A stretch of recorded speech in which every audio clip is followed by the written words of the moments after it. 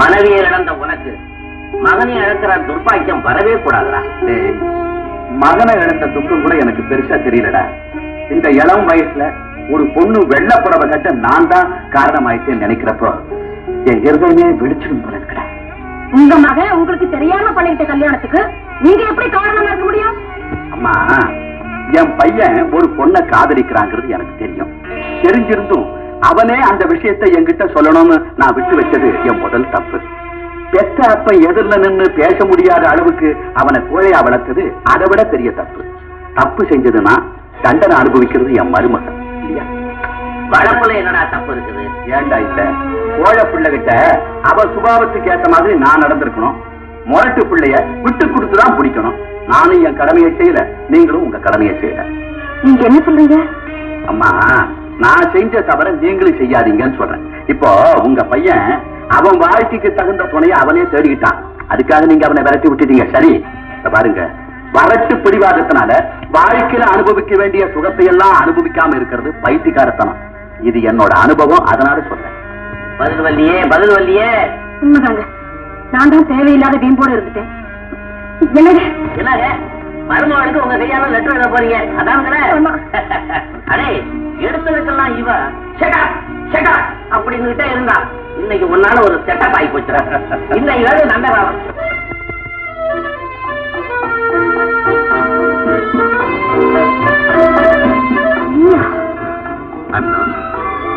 நீ சரின்னு சொன்னா காலியா இருக்கிற கழுத்துல இந்த தாலியை கட்டி ஜொலிக்க வைக்கிறேன். துன்பத்தால தோண்டிருக்கிற உனக்கு இன்பத்தை அள்ளி அள்ளி கொடுக்கிறேன். என்ன சொல்ற? என்ன பொறுத்த வரைக்கும் நான் வாழ்ந்து முடிச்சுட்டேன். எனக்கு மறுவாழ்வும் வேண்டாம், மறுபடியும் நீ என் வாழ்க்கையில குறுக்கிடவும் வேண்டாம். என்ன பொறுத்தவரையில உன் இன்ப வாழ்க்கையின் அத்தியாயமே இப்பதான் ஆரம்பமாகுது. இந்த இளமையையும் அழகையும் நான் அனுபவிக்கலன்னா ஆண்டவனே என்ன தண்டிப்பாரு, கண்டிப்பாரு. நான் ரொம்ப நொந்து போயிருக்கேன். உன்னை நினைச்சு நினைச்சு என் மனசு வெந்து போயிருக்குதே. நீ மனசு வச்சாதான் என்னால வாழ முடியும். தாலி அறுத்துட்டு நிக்கிற ஒரு விதவச்சிட்ட இப்படி எல்லாம் பேசணும் கஷ்டமா இல்ல? அறுக்கக்கூடிய வயசுல அறுத்திருந்தா நீ விதவையாவே இருந்திருக்க. அறுக்க கூடாத வயசு, அதனாலதான் மறுபடியும் முடிச்சு போட வந்திருக்கிறேன். அனாவசியமா சொல்ல கொடுத்தேன்னா நான் பேசாம என் மாமனார் வீட்டுக்கு போயிடுவேன். அப்புறம் உன்னால என்ன செய்ய முடியும்? என்னுடைய இன்ப வாழ்க்கையில எமனே வந்து குறுக்க நின்னாலும் அவனுக்கே பாசக்கயிறு வீசுவேன். உன் மாமனார் எனக்கு எம்மாத்திரம் தீர்த்து கட்டிடுவேன். தர்மத்துக்கு பயந்து தாலி கட்டலான்னு பார்த்தேன். தர்மம் தோத்ததுக்கு அப்புறம் அதர்மம் தான். விடவே மாட்டேன்.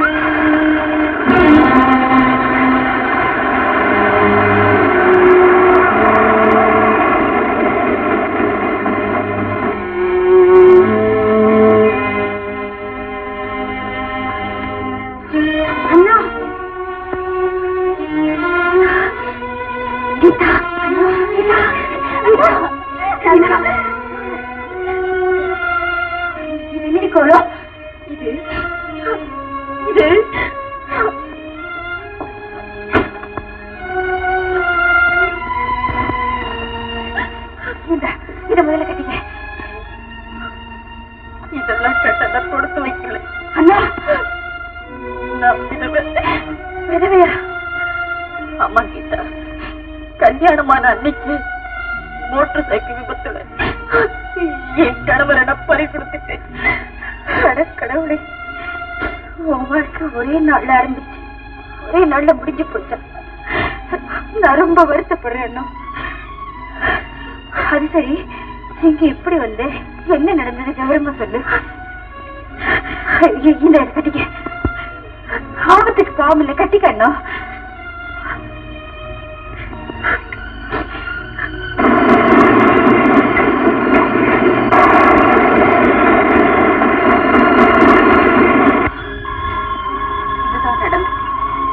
அந்த மைனர் சுந்தரத்துக்கு சேர்ந்து தப்பி ஓடி வந்துதா இந்த பெட்டியிலேயே. சரி, உங்க அம்மாவும் தங்கையும் ஊர்லதான் இருக்க.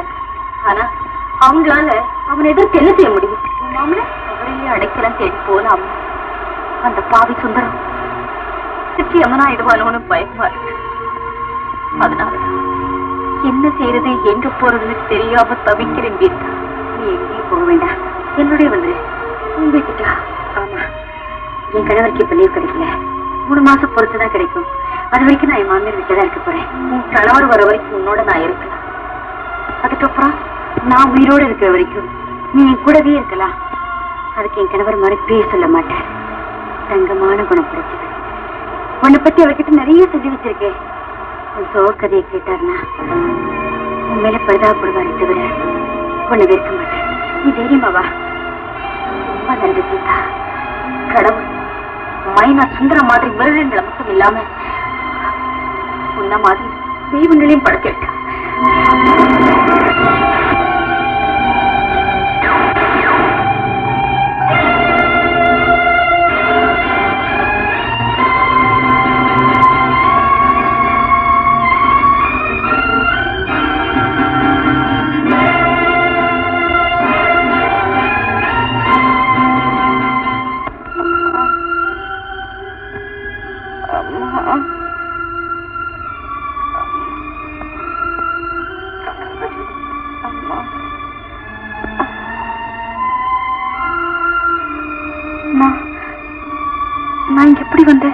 நேற்று நடந்த ரயில் விபத்துல தெய்வாதீனமா நீ பொழைச்சுக்கிட்டம்மா.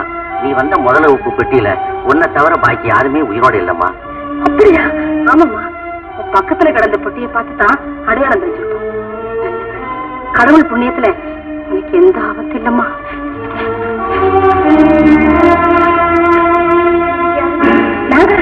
நாங்க தான் அவனுடைய அப்பாவும் அம்மாவும். அதாவது மாமனாரு மாமியாரு.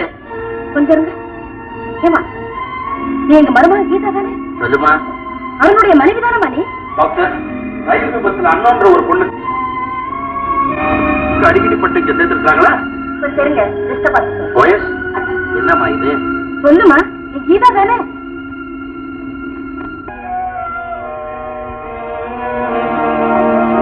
இங்கே வந்துட்டா. கீதான்னு சொன்னாதான் நீ தப்பிக்க முடியும். கீதான்னு சொல்லு, கீதான்னு சொல்லிடு.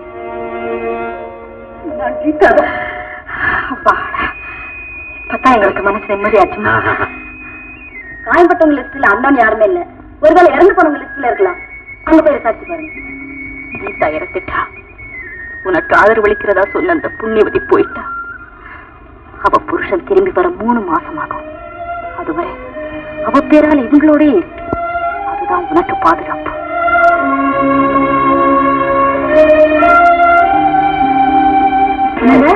கூடவே நகையெல்லாம் எடுத்து வச்சிருக்கேன். இப்ப எடுத்துக்கிட்டு வாங்க, போங்க போங்க. கீதா, நான் உன்னை எவ்வளவோ திட்டி இருக்கேன், என்ன மன்னிச்சுமா. இவ்வளவு அடக்கு படிப்பு பண்பு எல்லாம் நிறைஞ்சிருக்கிற உன்னை என்னுடைய மருமகளை அடைய நான் கொடுத்து வச்சிருக்கணுமா? ஏமா கண் கலங்குற? கீதா, நீ எப்ப இந்த வீட்டுக்குள்ள காலடி எடுத்து வச்சியோ அப்பவே உன்னை சூழ்ந்திருந்த துயரம் துக்கம் எல்லாம் பறந்து போயிடுச்சுமா. நீ இந்த வீட்டுக்கு வந்த வரலட்சுமிமா. வரலட்சுமி இல்லடி, வந்த லட்சுமி. நம்ம வீட்டுல பர்மனண்டா தங்க போற லட்சுமி. ஆமா, பொட்டிச்சாங்க எல்லாம் இங்க இருக்கு. இன்னையா அது ஓன் விடுப்புல செஞ்சது மருமகிட்ட கொடு. இதை நீங்க சொல்லணுமா? எனக்கு தெரியாதா? நான் அதைத்தான் செய்ய போறேன். இதை சொல்லாம செய்ய இருக்கப்படாதா? இந்தாம சாதிப்பேன். இதுவே குடும்ப பொறுப்பு எல்லாமே உன் கையில தான். சும்மா வச்சுக்கோமா. இந்த வருமா பட்டு சேலை பட்டு ஜாக்கெட்டு நகைகள் பூவு நல்லா அலங்காரம் பண்ணிட்டு 8 லட்சுமி ஒன்னா சேர்ந்து வந்து நிக்கிற மாதிரி நீங்க பாப்போம். எடுத்துக்க. பரவாயில்லமா, வாங்கிக்கமா. ஏன் பயங்கர என்ன யோசனை? தீப்க சுமங்கலியா இருக்கணும்மா. தீப்க சுமங்கலியா இருமா.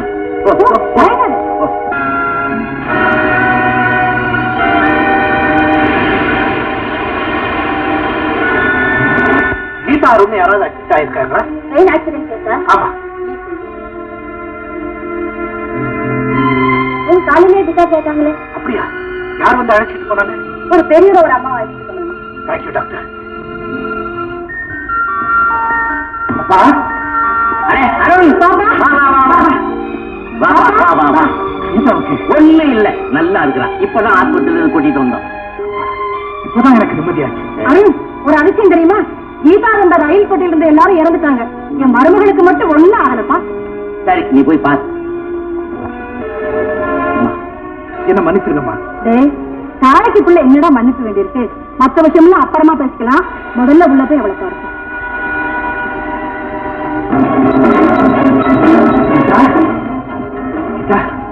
ரயில் இப்படி ஆக்சிடென்ட் ஆகும் நான் எதிர்பார்க்கவே இல்லை. உனக்கு ஒண்ணு ஆகக்கூடாதுன்னு கடவுளை வேண்டிக்கிட்டே இருந்தேன். நல்லவழி, கடவுள் என்னை ஏமாற்றவே இல்லை. நீ இல்லாட்டி எனக்கு வாழ்க்கையை அச்சமிச்சு. இனிமே எங்க போனாலும் உன்னை விட்டு பிரியவே மாட்டேன். உங்க மனைவி கீதாவுடைய உயிர் தேடி பேர் அண்ணன். ஓ, கீதா அடிக்கடி உன்னை பத்தி சொல்லுவா. அந்த அண்ணன் நீதானா? ஆமாங்க.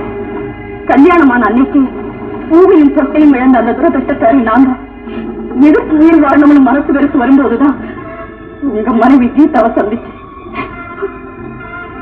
ஆனா என்னம்மா கீதா இங்கே எனக்கு அடைக்கலம் தரேன்னு சொன்னாவோ ஆண்டவன் அடைக்கலம் தேடிட்டு போயிட்டாங்க.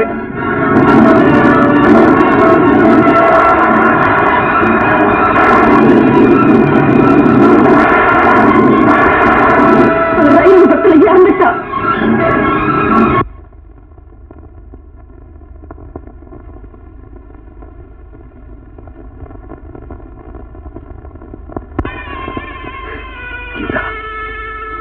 அம்மா கிட்ட இருந்து வந்த கடிதத்தை படிச்சுட்டு யாரும் இன்னைக்கே முடிஞ்சாலும் ஆனந்தமா போயிடுவேன்னு சொல்லி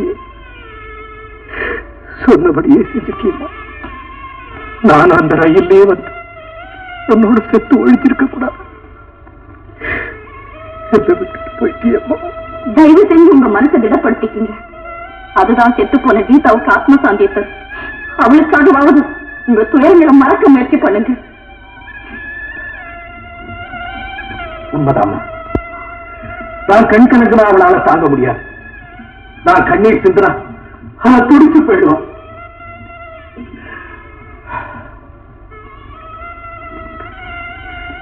கீதா கடைசியா உங்ககிட்ட என்னமா சொன்னா? அவன் போனாலும் இந்த வீட்டுக்கு நீ எப்படி வந்த? என் கற்பை காப்பாத்திக்கிற ஒரே நோக்கத்தோட ட்ரெயின்ல ஏறின எனக்கு கீதாவை சந்திச்சது எவ்வளவோ ஆறுதலா இருந்தது. உன் நிலைமை என் கணவர் கிட்ட சொன்னா நிச்சயமா இறக்கப்படுவாரு. அவருக்கு இப்ப லீவு கிடைக்கல, 3 மாசம் பொறுத்துதான் வருவார். இனிமே உன் ஆள் பூராவும் ஏன் கூடவே இருன்னு சொன்னா ஆண்டவன் அவளையே இருந்து பிரிச்சுட்டான். ஆனா ஒண்ணு மட்டும் நிச்சயமா நம்புங்க, என் கீதாவுக்கு துரோகமா உங்க மனைவி ஸ்தானத்துல வந்து உங்களையும் உங்க அம்மா அப்பாவை ஏமாத்துனுங்கிற எண்ணத்துல சத்தியமா நான் இங்க வரலைங்க. கீதாவுடைய பெட்டி படுக்கையெல்லாம் என் பக்கத்துல இருந்ததை பார்த்து இவங்க நான் தான் கீதான்னு நினைச்சு என்னை இங்க கூட்டிட்டு வந்துட்டாங்க. 3 மாசம் கழிச்சுதான் நீங்க வருவீங்கன்னு கீதா சொன்னது ஞாபகத்துக்கு வந்து அது வரைக்கும் இந்த பாதுகாப்பான இடத்துல இருந்துட்டு அதுக்கப்புறம் இதை விட்ட வழியில போகலாம்னு தான் இங்க வந்து. என்ன மன்னிச்சிடுங்க. நான் எங்கம்மா போறேன்? இந்த நல்ல குடும்பத்தை போல எனக்கு அடைக்கலம் தர ஒரு பாதுகாப்பான இடத்தை தேடி போறேன். அவசியம் இல்லம்மா. என் மனைவி என்ன நோக்கத்தோட உன்னை இங்க அழைச்சிட்டு வந்தாலும் அதை நிறைவேற்றி வைக்க வேண்டியது என் கடமை. இறந்து போன என் மனைவிக்கும் அதுதான் ஆத்மசாந்தியை கொடுக்க முடியும். நீங்க என்ன சொல்றீங்க? கீதாவுடைய பேர்ல இதே வீட்டுல நீ பாதுகாப்பா இருக்கலாம். வேண்டாங்க. அம்மாவும் பிள்ளையுமா நடிக்கலாம், சகோதர சகோதரியா நடிக்கலாம். ஆனா கணவன் மனைவியா நடிக்க முடியாது, நடிக்கவும் கூடாதுங்க. உண்மைதாம்மா. நீ இங்க இருந்து போயிட்டா என்ன நடக்கும் தெரியுமா? என் மனைவி இறந்துட்டான்னு தெரிஞ்சது 2 நாள் எங்க அம்மா வருத்தப்படுவாங்க. அப்புறம் வேற ஒரு பெண்ணை பார்த்து வலுக்கட்டாயமா எனக்கு கல்யாணம் செஞ்சு வச்சு வாழ்நாள் பூரா நிம்மதி இல்லாம செஞ்சிருவாங்க. என் கீதா நிறைஞ்ச இந்த இதயத்துல வேற ஒருத்தைய கற்பனையா கூட நிறுத்தி பார்க்க என்னால முடியாது. உனக்கு நான் கணவனாவும் எனக்கு நீ மனைவியாவும் நடிக்கிறது உன் கற்புக்கும் பாதுகாப்பு, எனக்கும் பாதுகாப்பு. ஊர் உலகம் நம்ம தம்பதிகளா நினைச்சிட்டு போகட்டும். உள்ளத்தாலே நான் என் மனைவியோடவும் நீ உன் கணவனோடவும் வாழ்ந்துட்டு போவோம்.